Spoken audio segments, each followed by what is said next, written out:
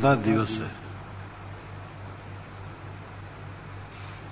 स्वतंत्रता का अर्थ है अपने अधीन होना, दूसरे के अधीन न होना। स्वतंत्र, स्वनाम खुद, तंत्र नाम अधीन। हम अपने अधीन हो, दूसरे के अधीन न हो, आजाद हो। बाहर की आजादी काम नहीं देती जब तक भीतर से आजाद न हो। बाहर की स्वतंत्रता प्रेम में, भीतर की स्वतंत्रता अपने आप के विषय में कठोर होने में। हम अपने लिए कठोर हों और दूसरे के लिए कोमल हों। एक सूत्र में स्वतंत्रता की पूरी व्याख्या है। हम अपने लिए जितना कठोर होंगे, भीतर से स्वतंत्र होंगे। दूसरे के लिए जितने कोमल होंगे, बाहर से स्वतंत्र होंगे। कोमल होना अहिंसा, हिंसा से दूर। हमारे में पूरी कोमलता जब आ जाती है तो हमारे जीवन से हिंसा बिल्कुल निकल जाती है। और अपने लिए जब हम पूरे कठोर हो जाते हैं तो हमसे कोई दुष्कर्म नहीं होता। हम मन इंद्रियों के लंपट और कोमल हो जाते हैं, मन इंद्रियों के चक्कर में भूल जाते हैं। मन इंद्रियां हमें बहका देती हैं और ये अंदर की स्वतंत्रता के लिए बहुत बड़ा खतरा है। इंद्रियों की लंपटता में सुख नहीं है, किंतु उसको जीतने में सुख है। तो अपने लिए हम कठोर हो और दूसरे के लिए कोमल हो। इतने में सब कुछ भजन, पूजन, राष्ट्रीयता, सामाजिकता और जितने नाम ले ले सब आ जाता है। आज मैं अभी कुर्सी पर बैठा था, स्नान करके, तभी एक बात याद आई। जिस बार मेरा 50 वर्ष शरीर का बीता था, मैं कलकत्ता में था, तो एकदम याद आई 50 वर्ष हो गए जीवन के, आधी शताब्दी, कम जीना हुआ और जीने की क्या जरूरत। आज 60 हुआ है, अब आज ही 61वां शुरू हुआ है। तो आज ये दिमाग में आया, 2 वर्ष के बच्चे चले जाते हैं, 5 वर्ष के, 8 वर्ष के, 10 वर्ष के, कली खिलती है और कुम्हला जाती है।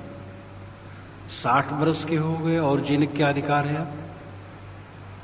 और जरूरत क्या है जी करके? जीने का मोह भी हमारा मिटना चाहिए।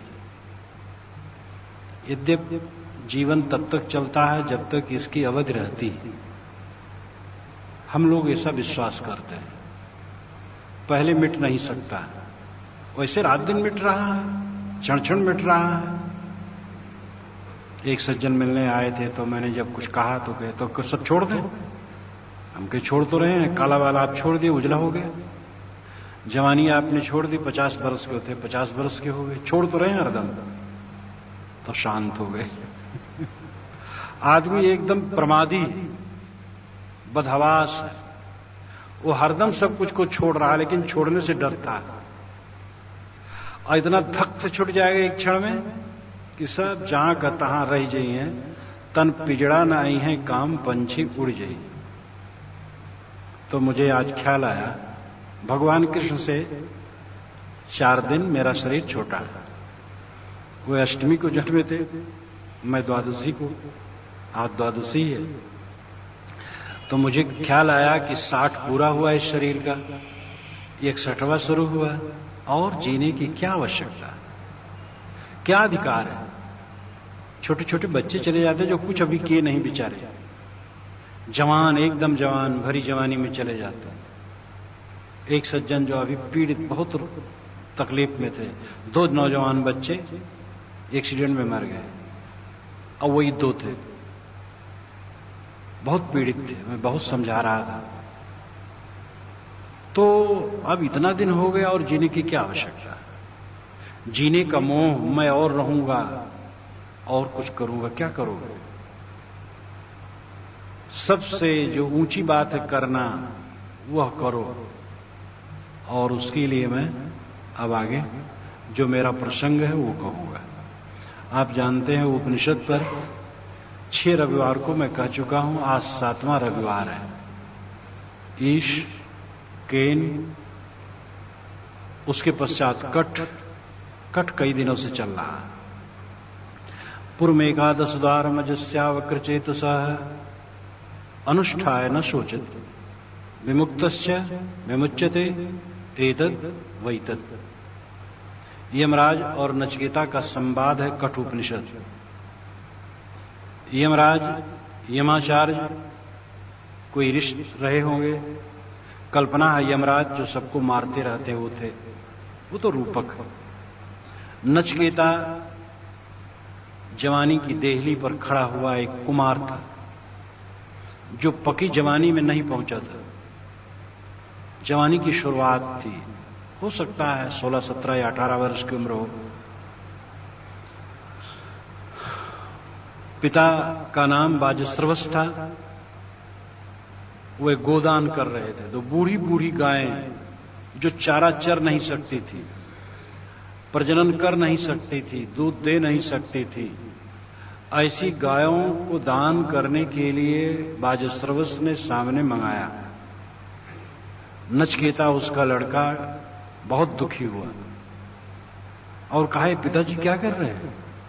गौशाले में तो बढ़िया बढ़िया गायें हैं, उनको तो रख छोड़े हमारे लिए, और ब्राह्मणों को दान करने के लिए बूढ़ी गाय मंगाए हैं, और ऐसे दान से भला क्या कल्याण होगा? दान साधारण चीज का करना चाहिए, ये मान्यता है। एक बात मुझे याद आई, ये घटना कोई 45-47 की होगी, 45-47 वर्ष पुरानी। जब मैं बच्चा था, घर में था, तो एक शिवदल के संत आए, शैव संत, 15 दिन रहे। चलने लगे तो मैंने माता से कहा, माता जी मेरा मन होता है मैं महात्मा जी को अचला दूं, कपड़ा पहनने का, जो हम लोग ही पहनते अचला कहलाता है। कि ठीक है बेटा तुम दो। पैसा उन्होंने दिया, खरीदने गए। एक मित्र मेरे गए, मित्र की उम्र ज्यादा थी, कपड़ा खरीदने। उन्होंने कहा साधारण कपड़ा खरीद लीजिए। मैंने कहा क्यों? अरे कहे दान और कैसे होता है। मैंने कहा ये मुझे विश्वास नहीं कि दान साधारण चीज का देना चाहिए। कपड़ा अच्छा हो, मजबूत हो, ऐसा दिया जाए। तो अच्छा कपड़ा खरीदा। यहां तक माताएं जब पूजा चढ़ाती हैं काली माई के स्थान पर, चढ़ाती थी, मैं भी जाता था, तो अच्छी पूड़ियां बनाती थी। जब काली को जो चढ़ा, वो छोटी छोटी बनाती थी। मालिनी वो पाती थी, मालिनी आती थी फूल लेकर के, तो काली माई पर जो चढ़ाया जाता था, मालिनी पाती थी बेचारी, तो वो छोटी छोटी पूड़ी रहती थी। मैं कहता तुम लोग ऐसे दरिद्र हो, उसके लिए भी बड़ी बना लो, लेकिन हंस के रह जाए माता, छोटी छोटी बना, भगवान के लिए छोटा। और भगवान कहीं खाते तो एक दाना भी ये लोग न देते। वो तो खाते नहीं तो थोड़ा बहका देते हैं उन्हें। तो दान के लिए इसी प्रवृत्ति हमारी होती है। तो नचिकेता दुखी हुआ, उसके अंदर में प्रतिक्रिया हुई। बच्चों के हृदय बड़ा सरल और ईमानदार होता है। जितना बाल पकते जाते हम लोग बेईमान होते चले जाते हैं। तो भाई बाल पके वाले नाखुश न होंगे, मैं भी बाल पका हुआ। तो कहा पिताजी आप मुझे किसको देंगे? बहुत क्रोध हुआ पिता को, कितना बदतमीज लड़का है। चुप रहे, गुस्सा तो आ गया, चुप हो गए। पिताजी आप मुझे किसको देंगे? फिर चुप रहे। फिर कहा पिताजी आप मुझे किसको देंगे? तो फिर तुम्हें यमराज को देंगे। गुस्सा में वो यमराज के यहां चल दिया। ये कहानी की शुरुआत है जिस पर कई दिन विचार यमराज का उत्तर है। उसमें 3 वर उन्होंने दिया था। जो मुख्य वर है वो ये कि मर जाने के बाद क्या होता है, ये नचिकेता ने पूछा था। मर जाने के बाद क्या होता है? अस्तिते के नायम अस्तित चेके एम प्रेते विचिकित्सा मनुष्य अस्तिते के नायम अस्तित चेके। शरीर छूट जाने पर, शरीर आदमी मर जाता है, जिसको कहते मर जाना, तो एक कहता है कि मर जाने के बाद आत्मसत्ता रहती है, दूसरा कहता कुछ नहीं रहती। तो महाराज सच क्या है? यमराज ने टालना चाहा था कि ये मत पूछो, धन ले लो, स्वर्ग ले लो, अप्सराएं ले लो, मनुष्यों को जो भोग नहीं प्राप्त है ऐसे भोग ले लो, लेकिन ये मत पूछो। तो यमराज ने, नचिकेता ने कहा था, महाराज तब तो इसका बड़ा मूल्य हो गया, आप इसको नहीं देना चाहते और सब देना चाहते, तो मैं यही जानना चाहता हूं कि मर जाने के बाद क्या होता है।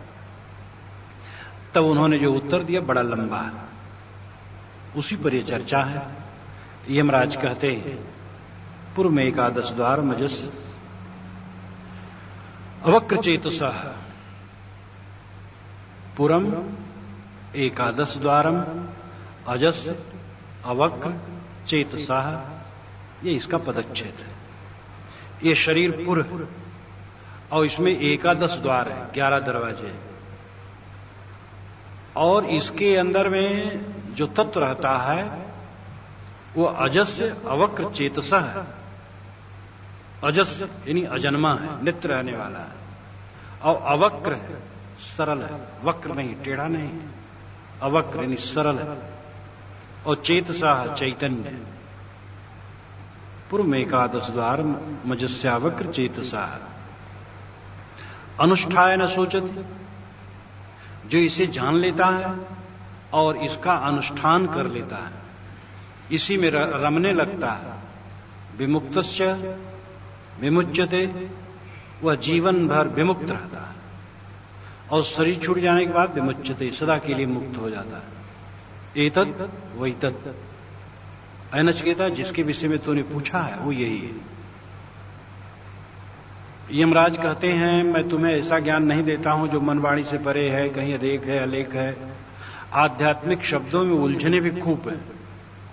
उपनिषद में भी अपरोक्ष ब्रह्म परोक्ष ब्रह्म दो का वर्णन है। मैं जिस पुस्तक को इस समय लिख रहा हूं उपनिषद सौरभ है, उसमें मैंने अपरोक्ष ब्रह्म आत्म तत्व का अंश ही लिया है, जो बोधगम्य है और जिज्ञासुओं को अत्यंत सरल समझने लायक है। उलझन की चीजें मैंने छोड़ दी, सौरभ ले ही रहा हूं, सुगंधी थोड़ी थोड़ी। तो यहां पर यमराज कितना सरल कहते हैं, पुरम, ये शरीर पुर है, क्योंकि इसमें चेतन शयन करता है, पुरुषेते पुरुष, जिसमें जिस पुर में शयन करता हो चेतन, वो पुर, और चेतन पुरुष, क्योंकि ये पुर में शयन करता है। एकादश द्वार, इसमें 11 दरवाजे हैं। गीता में भगवान कृष्ण ने 9 द्वारे पूरे देही कहा, ये 9 दरवाजे का शरीर है। कबीर साहब ने 10 द्वारा कहा, 10 द्वारे का पिंजरा तामे पंछी पौर, रहबे को अचरज है जात अचंभो को। 10 दरवाजे का कोई मकान हो, उसमें एक पक्षी बैठा हो, और 20 बरस, 30 बरस, 50 बरस, 60 बरस, 70 बरस बैठा हो, और कभी फिर उड़ जाए, अब आप रोने लोगे। साहब कहते हैं, अभागे रोते क्यों? इतने दिन तक खुले दरवाजों के बीच में भवन में बैठा था, इसमें आश्चर्य था, अब उड़ गए, क्या आश्चर्य? जब सब दरवाजे खुले हैं तो उड़ने में क्या आश्चर्य?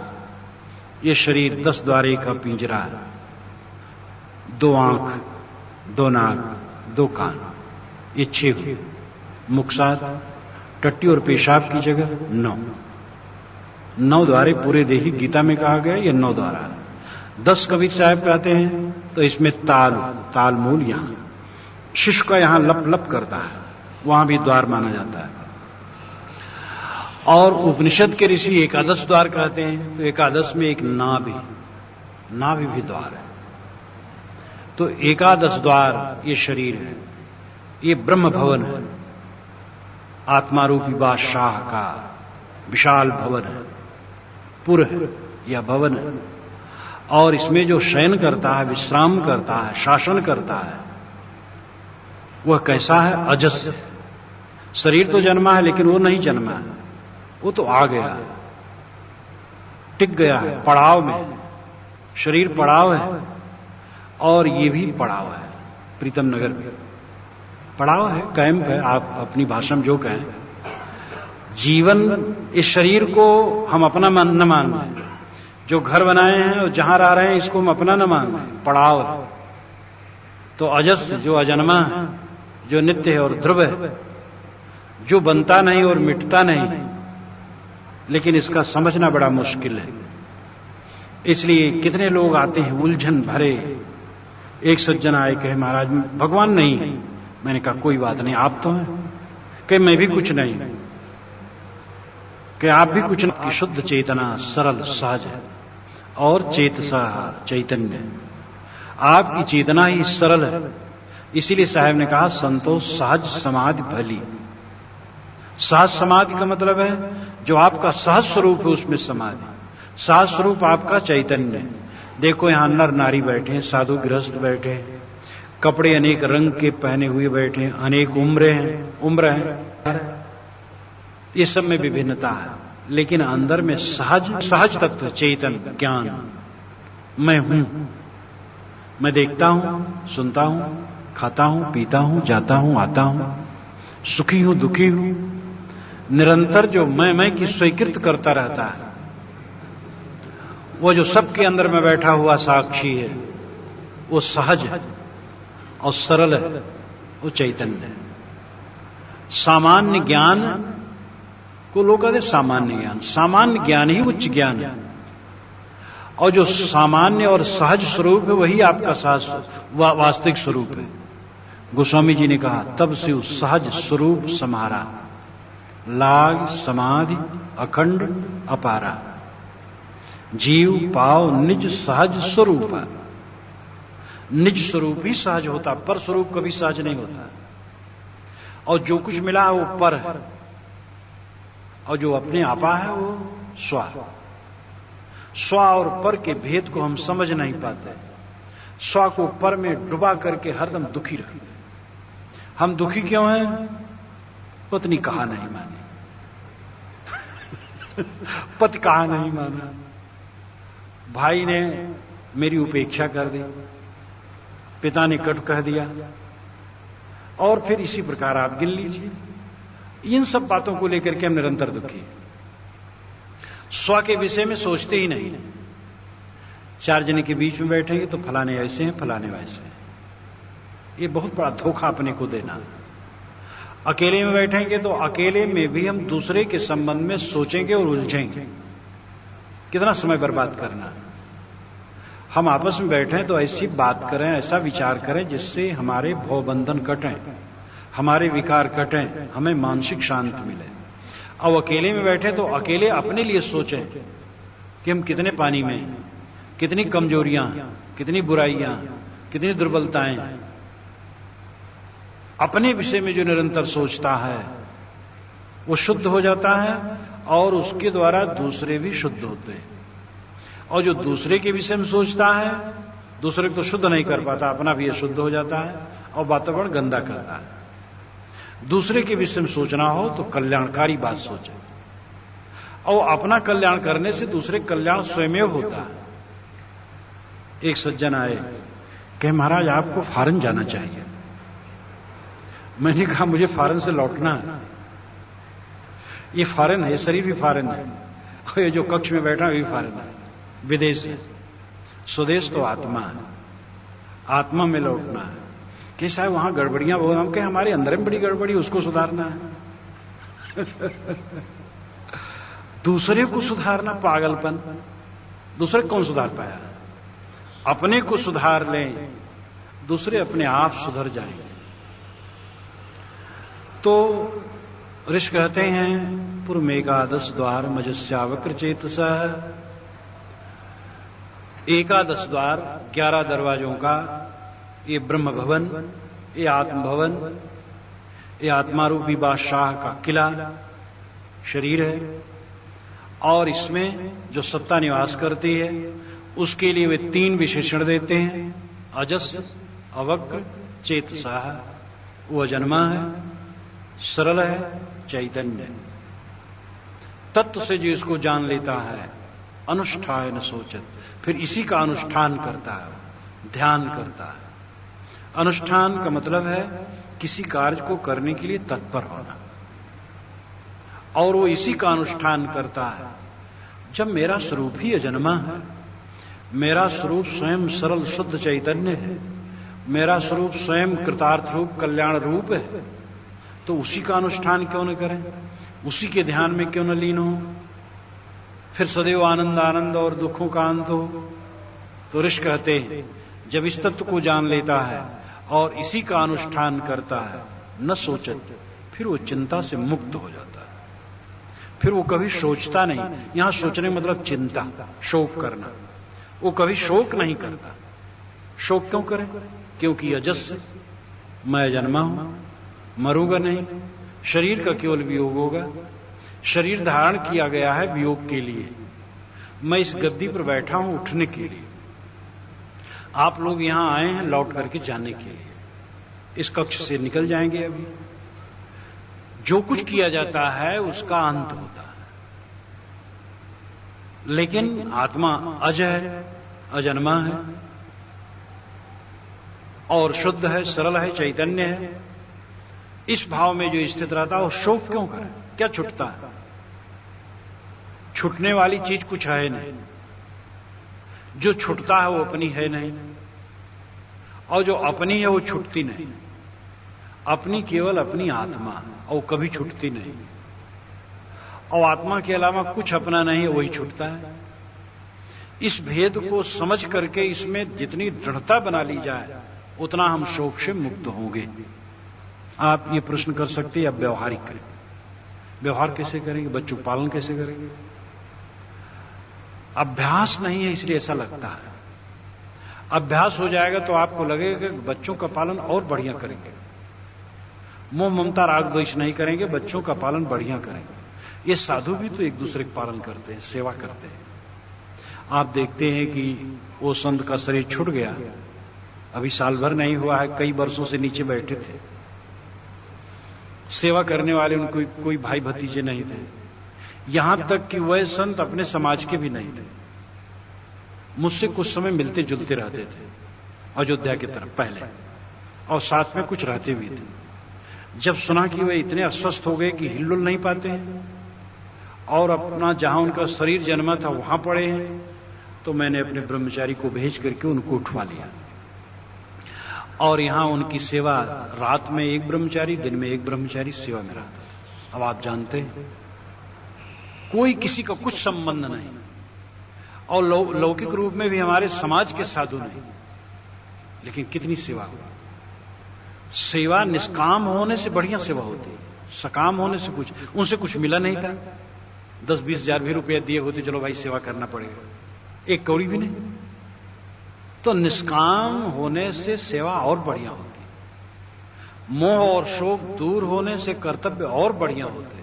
मोह शोक में तो सारे कर्तव्य खराब होते हैं। इसलिए न सोचती। यमाचार्य कहते हैं नचिकेता, वो चिंता नहीं करता। जो अविनाशी शुद्ध चैतन्य में स्थित होता, आत्मा में रमता है, वो चिंता नहीं करता है। वो सबके साथ सुंदर बर्ताव। मैंने शुरू में पहले कहा, अपने लिए कठोर और दूसरे के लिए कोमल, यही व्यवहार की कला है और यही अध्यात्म की साधना है, और इसी में सब कुछ है। केवल इसी एक चीज को लेकर के अभ्यास हम कर डालें तो इसी जीवन में आनंद आनंद है। अपने लिए कठोर हो जाएं, देखें मन को कहां बहकता है और कहीं बहकने में न आए, और दूसरे के लिए कोमल हो जाए, विनम्र हो जाए। अपने लिए कठोर होना साधना में पूर्ण उतरना है, दूसरे के लिए कोमल होना अहिंसा में पूर्ण उतरना है। तो विमुक्त से वो विमुक्त है। जो इस प्रकार आत्मा को जान करके आत्मलीन है, आत्मस्थित है और शोक से मुक्त है, वो विमुक्त है। शोक से मुक्त होना ही विमुक्ति है।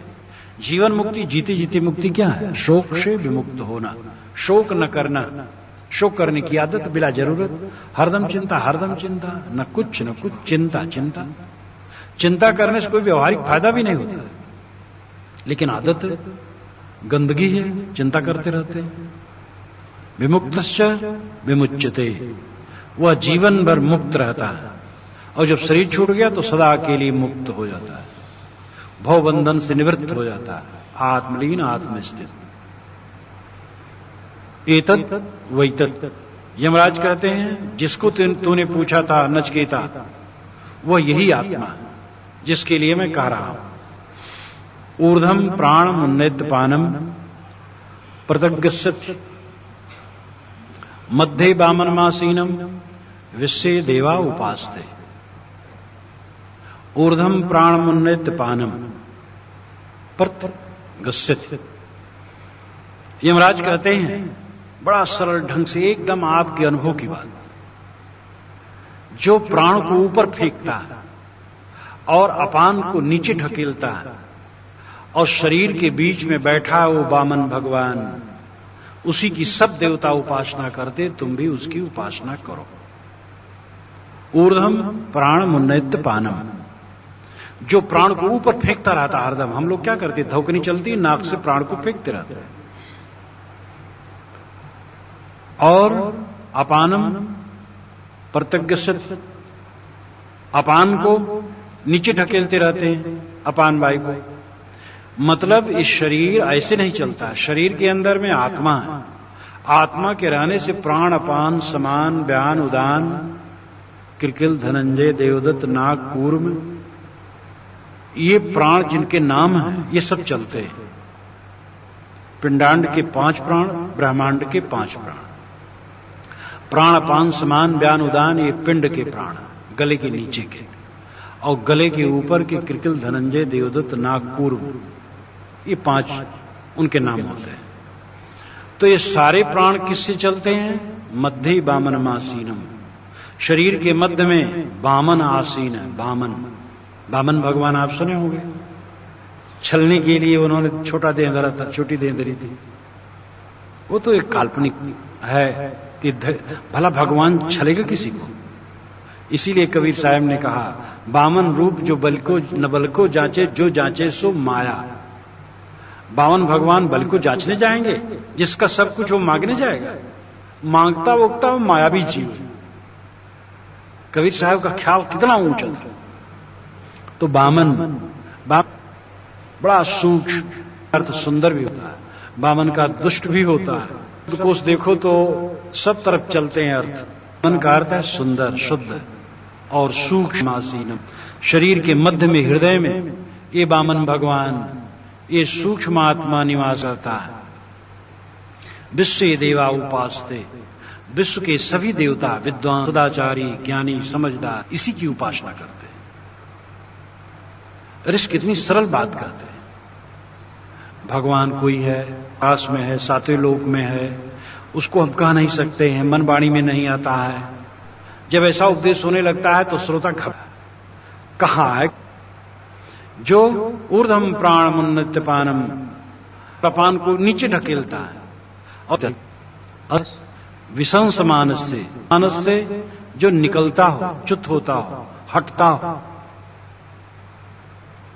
ये शरीर से जीव निकलता है एक दिन, इसलिए विश्रंस मान है। ये शरीर से निकलने वाला है, ये रहने वाला नहीं, थोड़े दिन के लिए आ गया है। शरीरस्थस्य देहिना, लेकिन इस शरीर में रहता भी है कुछ दिन। ये देहाधिपति, देह का राजा सम्राट चैतन्य, जो एक पड़ाव के समान इस शरीर में आया है, कुछ दिन निवास कर रहा है और निकल जाएगा। अब तुम सोचो, देहाद विमुच्य मानस से, जिस दिन देह को छोड़ करके जाएगा, किमत्र परिशिष्यते, फिर यहां क्या रह जाएगा? किम अत्र परिशिष्यते, किम क्या, अत्र यहां परिशिष्यते रह जाएगा। अब आप विचारो, ये कैम के समान शरीर, इसमें बटोही जीव आया है, कुछ दिन के लिए है, लेकिन जिस दिन छोड़ करके यहां से जब जाएगा, क्या रह जाएगा? इस पर विचार। एतद वैतद, नचिकेता, जिसके विषय में तूने पूछा था वो यही है। वो यहां रहने वाला नहीं, कुछ समय के लिए है और फिर निकल जाएगा। नचिकेता को बारंबार यमराज वही बात बताते हैं, जिससे उसकी जिज्ञासा पूर्ण हो, उसको बोध हो, उसके अंदर में जो कसर है वो भी मिटे। और इसको बारंबार वो समझाते, किमत्र परिशिष्यते, एतद वैतद, यहां फिर क्या रहा कि शब्द, स्पर्श, रूप, रस, गंध और मैथुन, इन सब को जो जानता है,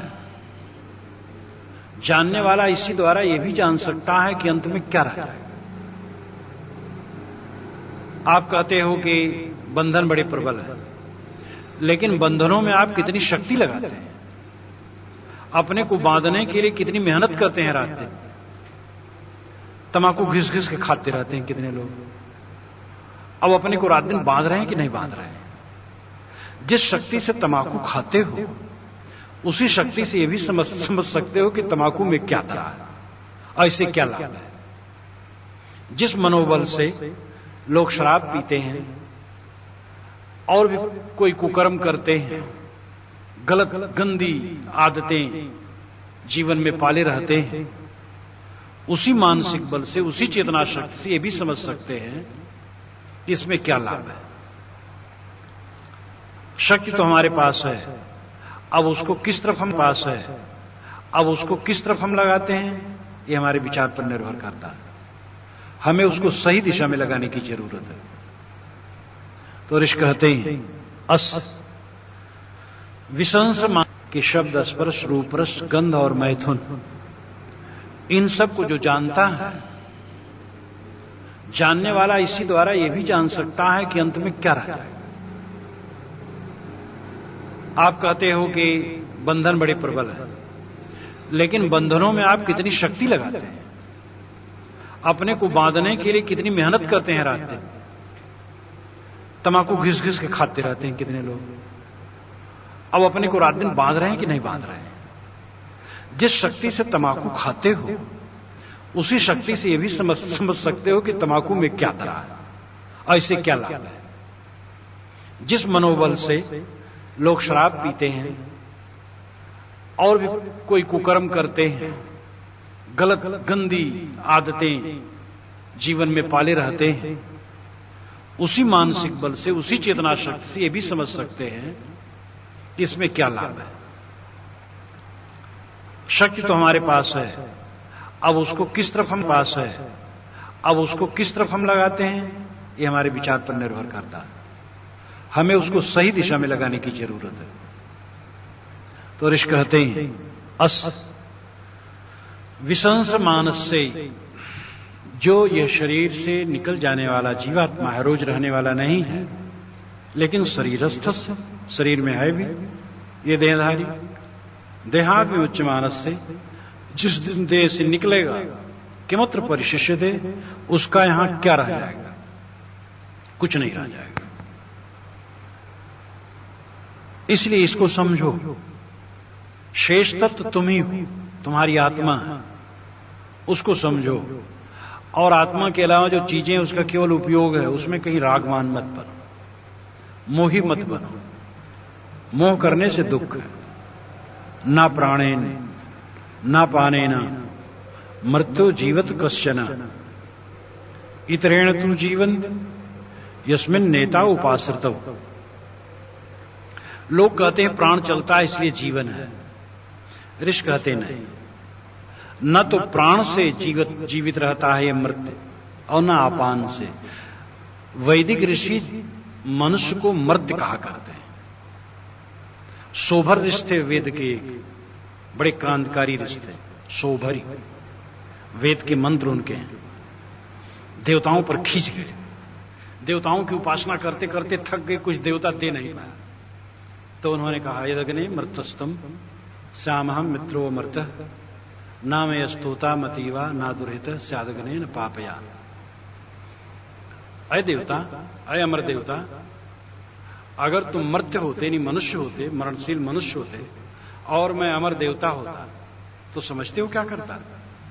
मेरी उपासना करने वाला मूर्ख न होता, दुखी न होता, बेबुद्धि का न होता। तुम अमर देवता हो, मैं मर्त्य मनुष्य हूं। मैं तुम्हारी उपासना करते करते थका जाता हूं, लेकिन मेरी बुद्धि शुद्ध नहीं हो रही। एक एक दुख मेरे सामने आते रहते हैं। तो यदग्ने मृतस्तम श्यामहम मित्रो अमर्त ना में अस्तोता मतीवा ना दुर्हित स्यादग्ने न पापया। न पापी होता मेरी उपासना, मैं तो अमर देवता होता, तुम मरणशील मनुष्य होते, मेरी प्रार्थना करते तो मैं तुम्हें निष्पाप कर देता, दुख से मुक्त कर देता और दुर्बुद्धि तुम्हारी हर लेता।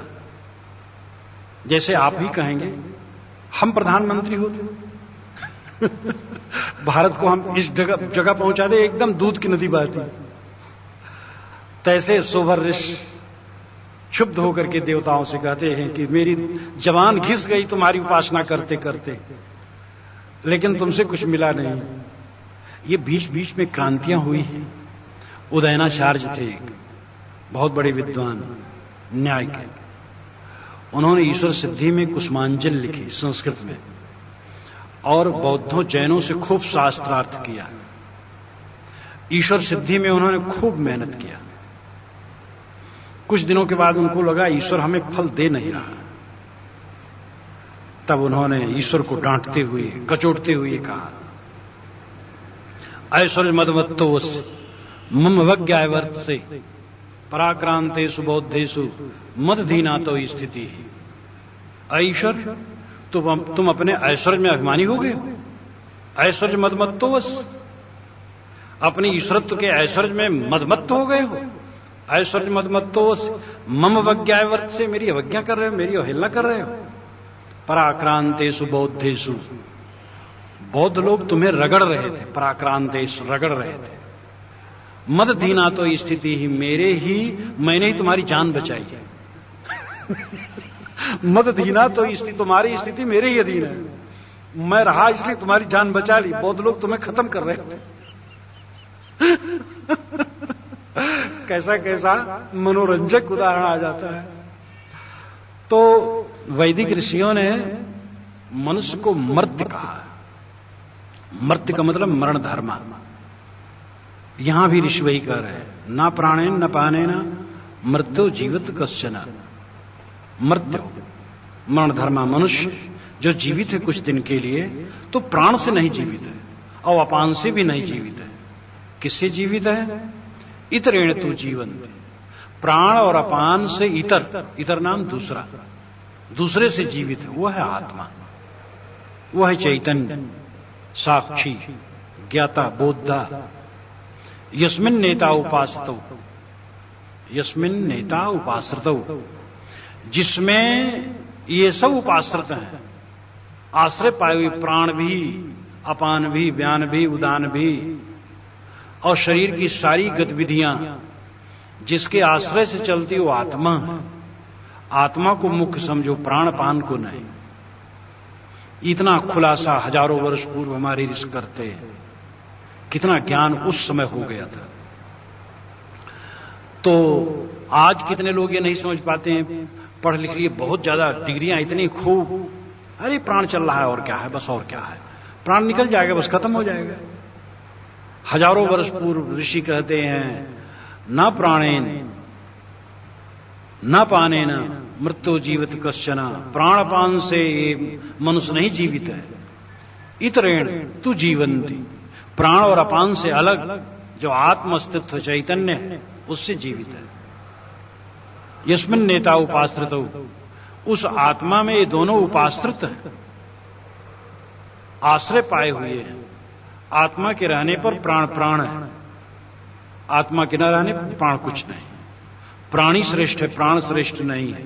जो प्राण को धारण करता है वो आत्मा है। मैं जो सब कहता मैं हूं, आत्मस्तित्व, अहम अस्मि। स्वामी शंकराचार्य ने बारंबार अपने भाष्य में कहा है, अहम अस्मि, अहम अस्मि, अहम अस्मि, मैं हूं, मैं हूं।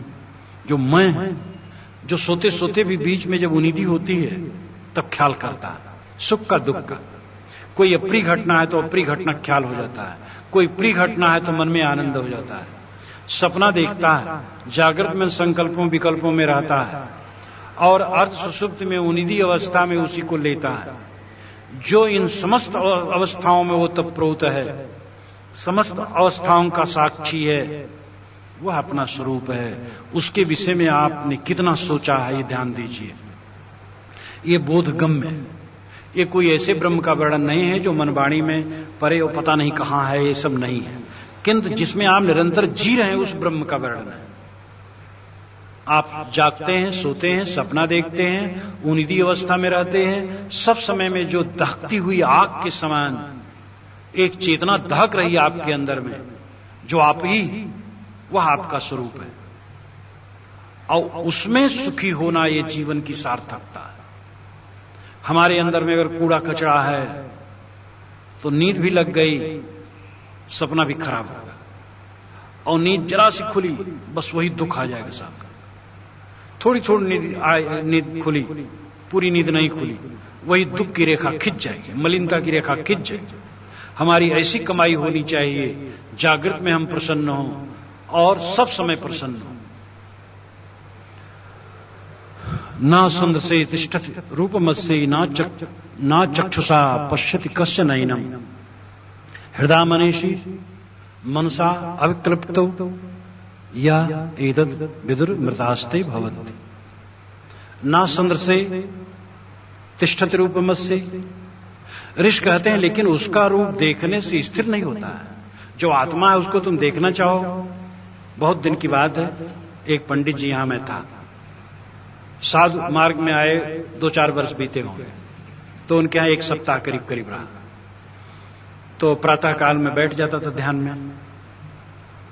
तो एक दिन उन्होंने कहा, महाराज क्या आप अपने रूपवा को देखते हैं?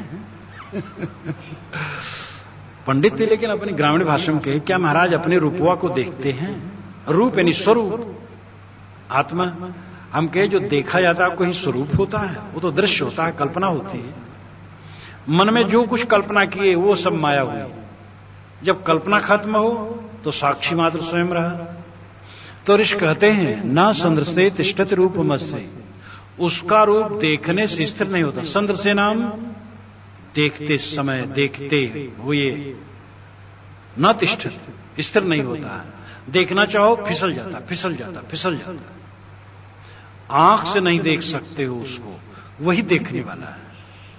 जो देखने वाला है उसको देखा कैसे जा सकता है? जो जानने वाला है उसको जानने का प्रसंग है। लौटो अपने तरफ, प्रतिबोध वित्तम मतम। मैं इसको बारंबार कहा करता हूं बीच बीच में। दीवार देखता हूं, दीवार है, ये बोध है। दीवार को मैं देखता हूं, ये प्रतिबोध है। जब बिंब प्रतिबिंब, ध्वनि प्रतिध्वनि, क्रिया प्रतिक्रिया, बल प्रतिबल, प्रतिनाम लौटना, प्रतिबोध नाम अपनी तरफ लौटना, ये प्रतिबोध है।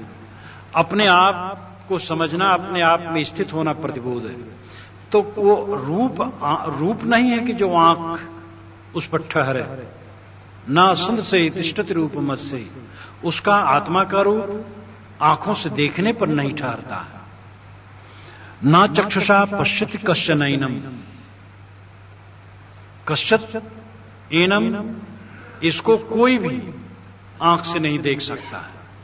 हृदय मनीषी मनसा अविक्लप्तो, जो मनीषी, मनीषी का अर्थ है जिसने मन को जीता। मनीषी का अर्थ मननशील, विचारवान, जिसने अपने मन को करबदर कर लिया। करबदर का मतलब है बदर, बैर। बैर को हाथ में लेना बहुत सरल है। जो काम सरल हो और कोई शक्तिशाली हो और बड़ा काम भी एकदम बिल्कुल हल्के से कर ले, तो कह रहे उनके लिए तो करबदर है। तो करबदर यानी बिल्कुल सरल। तो जो मननशील है, विचारक है, चिंतक है, जो अपने मन को जीत लेता है, उसको मनीषी कहते हैं। हृदय मनीषी मनसा अविक्लप्तो, जो विवेकवान मनीषी है, जिसने मन को जीता है, वह अपने हृदय से और मन से उसको पकड़ लेते हैं, उसका अनुभव कर लेते हैं, समझ लेते हैं, और समझ करके एतद् विदुर अमृतास्ते भवन्ति, ऐसा जान करके वो अमृत हो जाते हैं। मतलब यह है कि आत्मा को हम आंख से नहीं देख सकते, कोई भी आंख से नहीं देख सकता है, क्योंकि देखने वाला ही आत्मा है। जो देखने वाला देखा कैसे जा सकता है? आग आग को जला नहीं देती, आग अन्य को जलाती। ज्ञाता, स्वयं ज्ञाता अपने को क्या जानेगा? अपने को जानना यही कि मैं सबको जानता हूं और सब में उलझता हूं, सब में न उलझूं, सब में से अपने आप को निकाल लूं, बस यही अपने जानना है। और अपने आप को देखना यही कि मैं सबको देखता हूं, सब में उलझता हूं, सबका दृष्टा बन करके मन से अलग हो जाऊं और किसी में उलझूं न, राग में न उलझूं, द्वेष में न उलझूं। उलझन के लिए दो ही साधन है, राग और द्वेष। राग हम शुरू करते हैं, फिर उसी में द्वेष आ जाता है। राग बड़ा प्यारा लगता है, लेकिन राग में फिर द्वेष का आना पक्का। और राग द्वेष यही भव फांसी, यही महाभव बंधन है। जिसके चित्त से राग निकल गया, द्वेष निकल गया। राग द्वेष की निवृत्त संसार सागर की शांति। इसलिए ऋषि कहते हैं कि तुम आंख से देखने का हठ मत करो। तुम स्वयं हो, सबको देखते हो, जानते हो, क्या तुम ही नहीं हो? तुम तो हो ही। आंख से देखने की चेष्टा मत करो, किंतु विवेक करो, मन को जीतो। और मन को जब जीत लोगे, अपने तरफ लौट आओगे, अंतर्मुख हो जाओगे, आत्म अनुभव तभी होगा। हम सदैव विषय अनुभव करते हैं। विषय नाम पदार्थ, घर द्वार, स्त्री पुत्र पति और मान बड़ाई प्रतिष्ठा नाम रूप, इन्हीं चीजों को जपते रहते हैं। और जीवन की ऊंचाई है कि इनको जपना नहीं, किंतु इनमें जो उचित व्यवहार है करना। जपने योग भजनी क्या है? अभी आपको बताया था, मध्य बामन मासीनम विश्व देवा उपासते। जो हृदय में निवास करने वाला आत्मदेव है, जिसकी सभी देवता उपासना करते, वो भजने योग्य है। भजने योग विषय नहीं है, भजने योग स्वाद नहीं है, गंध नहीं है, स्पर्श नहीं है, रस नहीं है, किंतु भजने योग तो आत्मा है, राम है। कबीर साहब की भाषा में कहा जाए तो राम है। कबीर साहब उसको राम बहुत कहा। राम भजने योग्य, आत्मा भजने योग्य है। भजने का मतलब विश्राम पा जाना। जहां मन शांत हुआ, अपने आप में विश्राम हो गया। परंतु हम भजते हैं रूप को। एक पागल खाने की बात, 4 दिन का रूप, कुछ ठिकाना नहीं। कितने लोगों के शरीर का रूप तो 5-6 वर्ष में ठंडा मंडा हो जाता है। 18 वर्ष से उनकी शुरुआत होती सुंदरता की, और 22-24 तक ठंडा हो जाता है। कितने लोगों को 28 तक रहता है, कितने लोगों को 30 तक कुछ गिरते गिरते रहता है। लेकिन 30 भये तब खींच भये तो पक्का है। तो ये सौंदर्य कुल 5-6 वर्ष तक खास रहता है, और फिर हवा की तरफ उड़ जाता है। रूप में, गंध में, स्वाद में, स्पर्श में नींद खुली, बस शुरू हो गए 5 विषय जपना। कितने लोग तो बिस्तर पर ही चाय न पा जाएं तो पत्नी के लिए पीड़ा उठ जाए। दिन चढ़ाई, खुली नींद, तब पीने लगे बेटी लेट। हाथों में अखबार आ गया, मुख में सुलग रही सिगरेट। काफी और सिगार दोस्त को दे, फिर आप बनाते बाल। पाखाने के बाथरूम में नहा हो रहे निहाल। तो बिस्तर पर ही चाय मिल जाए, कुल्ला करने की जरूरत नहीं, क्योंकि जो मुख का अमृत है वो लौट जाए अंदर में। रात भर सोते हैं तो विषाक्त परमाणु मुख में रहते हैं, कुल्ला करना चाहिए। तो नींद खुलती है और हम विषय का चिंतन करने लगते हैं। स्वाद, गंध, स्पर्श, रस, राग, द्वेष, हान, लाभ, शोक, मोह। यमराज ने जब कहा था नचिकेता से कि नचिकेता मैं तुम्हें अप्सराएं दे दूं, राज्य दे दूं, 100 वर्ष जीने वाले बच्चे दे दूं, और तुम मत पूछो कि मरने के बाद क्या होता है। नचिकेता ने कहा था महाराज ये सब लेके क्या करूंगा, ये तो हमारी इंद्रियों को और जीर्ण करेंगे, हमें थकाएंगे संसार में। और भला कौन विवेकवान होगा कि सुबह से उठ करके विषयों का चिंतन करते हुए और दिन बिताए, और जब तक सो न जाए विषयों का चिंतन करता रहे। कौन विवेकवान होगा भला इसमें पड़ेगा। तब जब उसने ऐसा कहा था, तब यमराज ने समझा ये नचिकेता कोई मामूली जिज्ञासु नहीं है। ये गुरु गोविंद सिंह के बच्चे के समान दीवार में भले चुना जाए लेकिन विधर्म नहीं हो। इसी प्रकार कुछ नहीं चाहिए, आत्मा का ज्ञान चाहिए। ये नचिकेता जैसा जिज्ञास होना चाहिए। तो ऋषि कहते हैं कि मनीषी लोग, विवेकवान लोग उसको हृदय में समझ करके सारी आसक्तियों को छोड़ करके अमृत हो जाते हैं। अमृत है ही, आप अमृत है। अमृत का मतलब होता है जो न मरे। मृत नाम मरा हुआ, अमृत जो न मरे, ये आत्मा अमृत है। देहाभिमान बस हम मृत मानते अपने आप को, मर जाएंगे भय। लेकिन देहाभिमान दूर हो जाए और आत्मा का ज्ञान, आत्मा की स्थिति हो जाए तो हम अमृत हैं। यदा पंचावतिष्ठन्ते ज्ञानानि मनसा स बुद्धिश्चाना विचेष्ट तामाव परमाम पदम।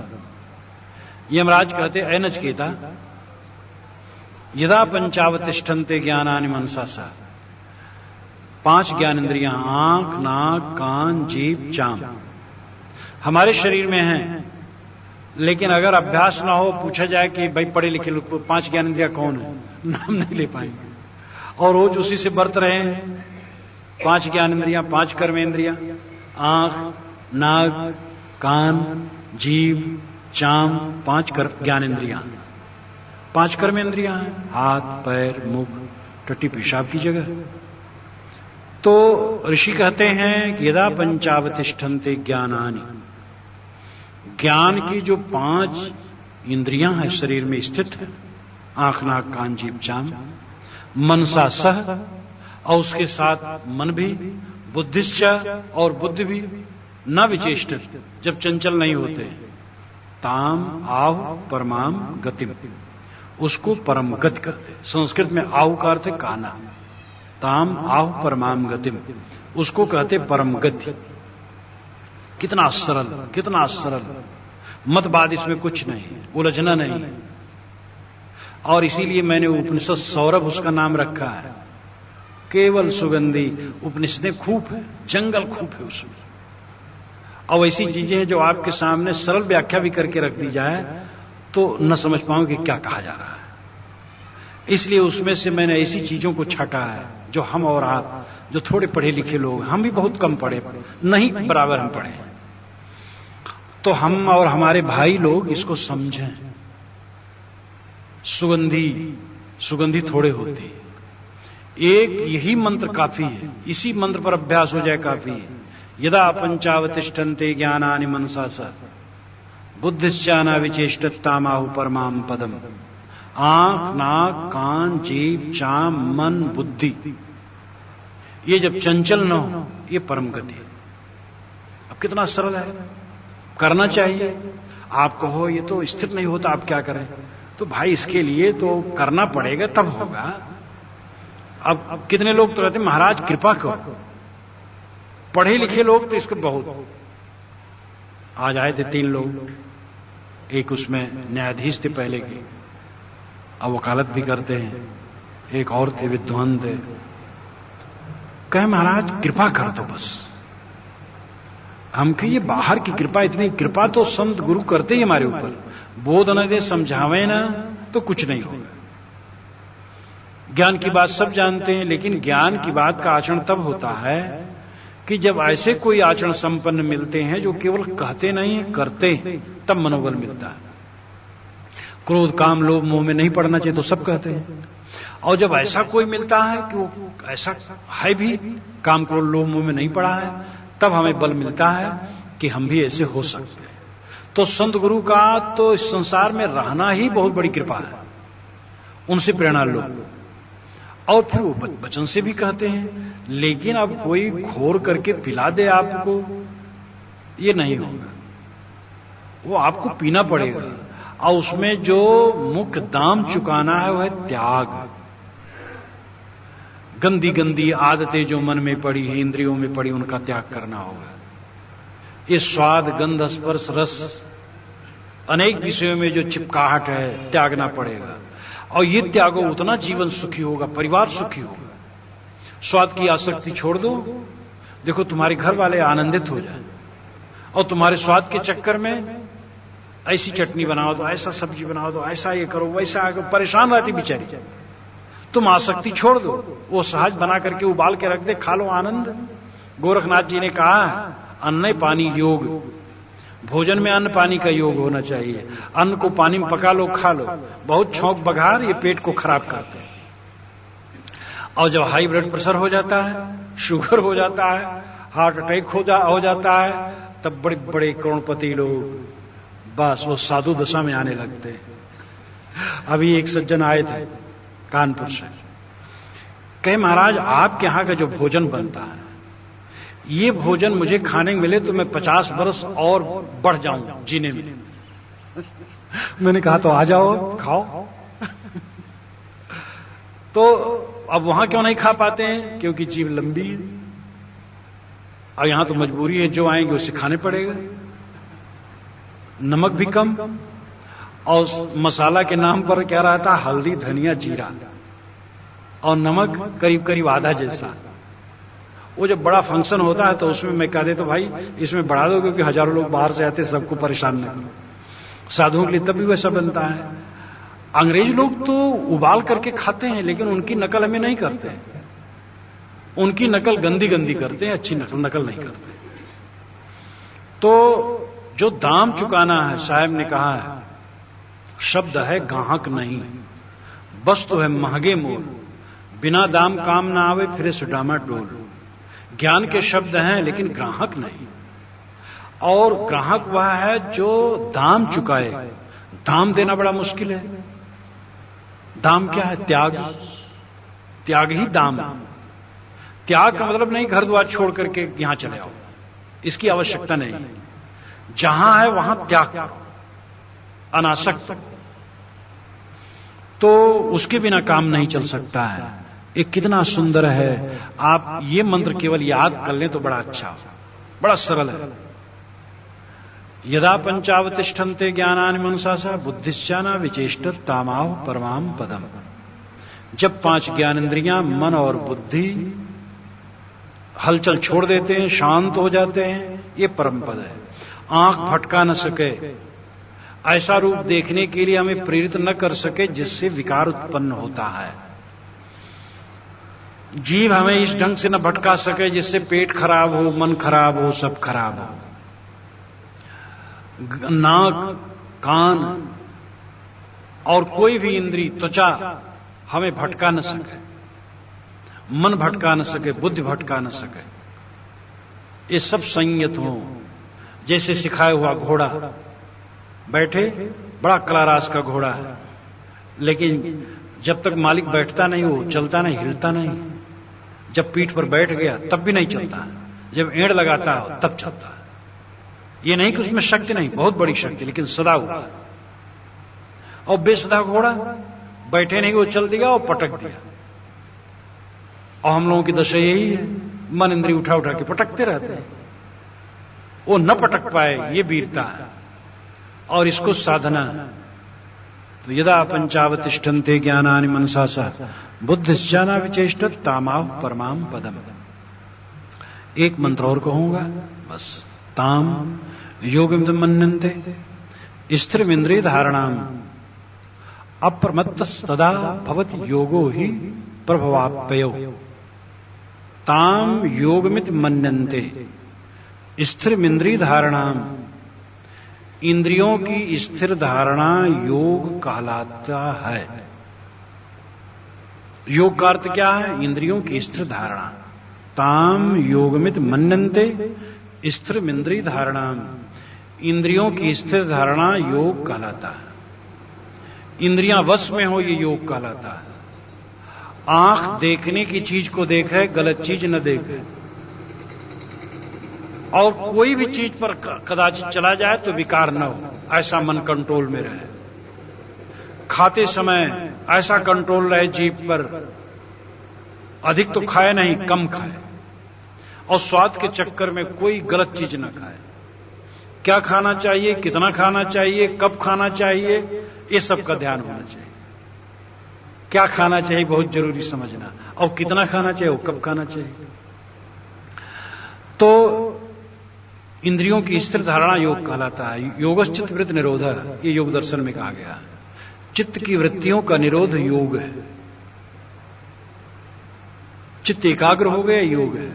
स्वामी शंकराचार्य ने इस मंत्र के भाष्य में कहा है, उनका भी सब कुछ संस्कृत में है। उन्होंने कहा है कि वियोग ही योग है, सारे अनर्थों का वियोग यह योग है। और उन्होंने भी योग दर्शन से लिया है। और योग दर्शन की महिमा करते हुए राजा भोज ने कहा, राजा भोज तो संस्कृत के बहुत बड़े विद्वान थे, उन्होंने कहा है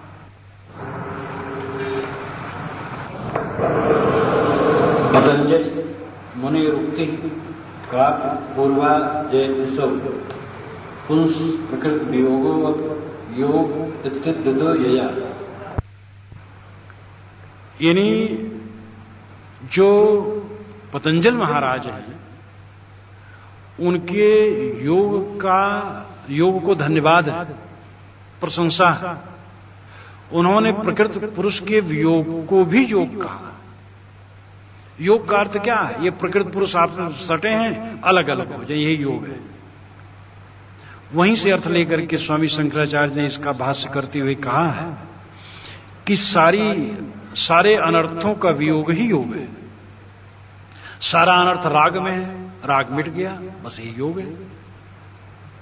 दुख संयोग वियोगम योग संगीतम गीता में कहा गया है। दुखों के संयोग का वियोग ही योग कहलाता है। दुख न होना योग है। आप दुखी न रहें तो योगी हैं आप। कैसे दुखी नहीं? विचारवान विवेकवान होंगे, दुखी नहीं रहेंगे। कभी दुखी न रहो, बस योगी हो। हान लाभ जो कुछ होता है, हान लाभ तो होगा। प्रिय अप्रिय तो घटनाएं घटेंगी, कोई रोक नहीं सकता है। लेकिन प्रिय अप्रिय से अपने मन को ऊपर उठाना होगा, तब दुख नहीं होगा। दुख न होना योग है। तो ताम योगमित मन्यन्ते स्थिर इंद्रिय धारणा। इंद्रियों की स्थिर धारणा योग कहलाता है। योग क्या है? इंद्रिय मन वश में होना। अप्रमत्तस्तदा भवति, तब वह अप्रमत्त हो जाता है। अप्रमत्त का मतलब है भूला हुआ नहीं रहता, भटका हुआ नहीं रहता। जिस समय हमारी इंद्रिय हमारे वश में, मन वश में है, उस समय हमें कोई प्रमाद नहीं रहता है।